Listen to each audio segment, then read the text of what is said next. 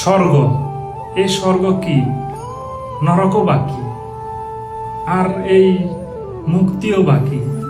এই তিনটি বিষয় আমাদের জানা খুবই দরকার।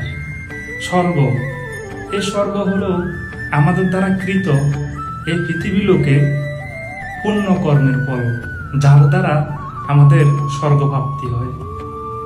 আর নরক, এই নরক হলো আমাদের দ্বারা কৃত পাপ কর্মের ফল, যার দ্বারা আমাদের নরক ভোগ করতে হয়। তাহলে কি আমাদের মুক্তি হয়ে যায়?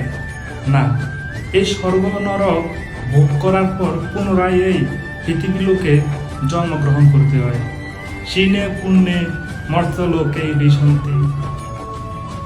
তাহলে এই মুক্তি কি? এই মুক্তি হলো একমাত্র ভগবানের সান্নিধ্য লাভ, ভগবানের আশ্রয়, ভগবানের সেই বৈকুণ্ঠ ধাম প্রাপ্তি, যার একমাত্র কৃষ্ণ ভাবনায় যুক্ত থাকায় প্রাপ্ত হতে পারে।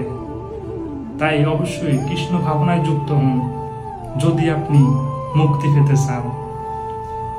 হরে কৃষ্ণ।